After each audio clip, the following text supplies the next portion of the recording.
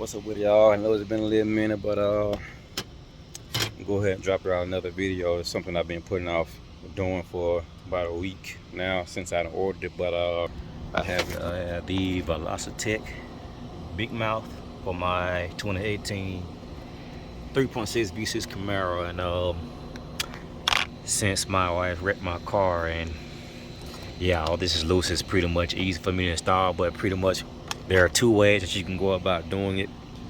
You can take the bumper off, and if I remember correctly, on the fender liner there are 15 millimeter screws holding the fender liner. You take the fender liner out, and then you come through and take out the screws. It's been almost a year since I took my bumper off or been up under there, so I don't remember the size of everything. But you can take the bumper off, then get access into here, or you can come here. This is a 10 millimeter screw. I have my wrench, but I'm not at the house right now. I'm actually at the barracks. The biggest I got with me right now is a 9 millimeter. I didn't think to actually go up beyond that, but these are 10 millimeter screws. And then you have these torx screws. I forgot the size of these. I actually had a torx screws, but since I don't have a 10 millimeter socket, I didn't bother by worrying about that. You would pretty much take this lid clip off, and you take all these screws out, and you can just pull this up. This is the radiator, part of the radiator cover, I think.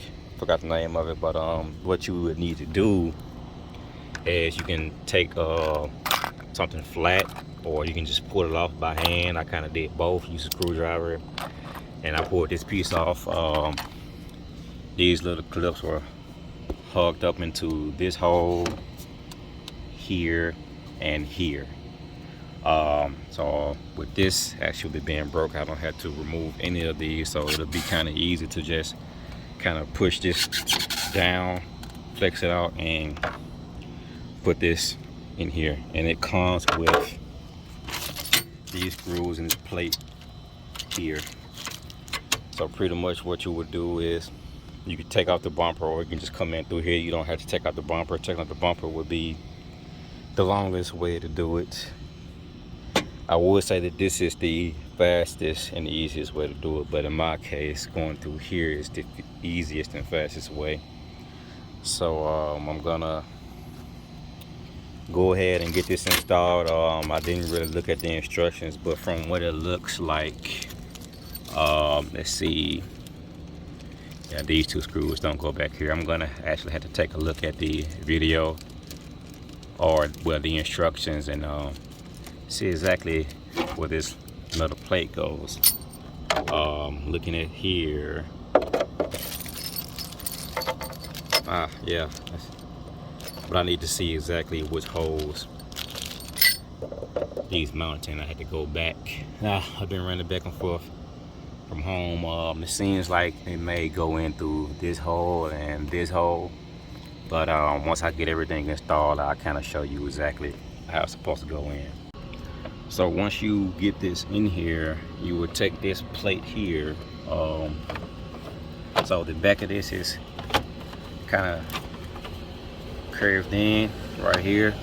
This will actually sit on this bar. So once you get it in here, it kind of braces against the headlamp, and it braces behind that bar. So you will actually take that plate and you put it behind there, and the holes will screw in on the back. It'll go across the bar, screw in there. So that's how it's going to be held in there. So the nut that holds these screws in on the back are 10 millimeters. I actually got a T20 or T25 torx bit to turn these. So these are hex screws, and I don't have them. I mean, now I'm waiting at the barracks, getting ready to head back to the house. But you can use, I think it's a, let's check actually, it's a T30 torx bit. You can actually use that to turn the screw, and you will put the 10mm socket or wrench on the back to hold the nut, and then you will put the screwdriver in there, or whatever you got to turn it to tighten it up. So mine's still kind of loose right now, but when I get back home soon, I will tighten it up. And they come in different colors, so depending on the color of your paint, you can, or whatever you fancy, you can get a different color: black, red. I'm not sure if they had pink. They got orange and a bunch of other colors. And the repair shop actually have the parts and everything to fix my car. They had for like 3 weeks now, but I'm just waiting to get my old school fixed up first, so I can actually put it in the shop and I have a car to drive in. And yeah, but it's pretty simple. I cut my hand a couple places actually trying to pry this off, so this is probably the hardest part.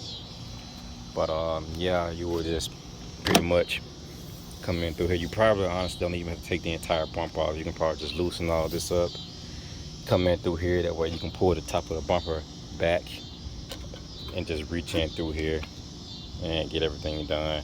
I'm not sure if the hood latch will be in the way, so I didn't have to get in through there. There's not many installation videos or whatever, but I know I didn't show me actually putting it in here, but I'm kind of like talking you through on how to get it in there. But once you actually get it in here, it braces against that bar, and you have that little plate that goes in there to screw in, and the screws will actually go in through the plate obviously, and then you have those nuts. You just tighten them up and you're good to go. But basically, of course, it's a Snorkel or a ram air scoop. It pretty much just condenses the air that comes in through there, so more airflow. And maybe another day driving around, maybe this weekend I'll get on the open road so I can heat it or whatever. You may actually hear the intake more because it's pulling in more air. You may actually see it a bit in here. Yeah, right there, that gloss. And pretty much it forces more air in through here for your intake. I wish I would have got a closed box intake. It would have looked a lot smoother, and I do get tired of having to knock stuff out because of my fender liner being open. But maybe this weekend, if I get my 86 Camaro running, I will go ahead and put it in the shop and get it fixed. But yeah, it's a pretty simple install.